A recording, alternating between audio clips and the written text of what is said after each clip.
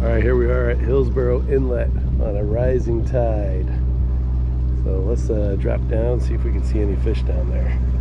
If you like these videos, please subscribe and like.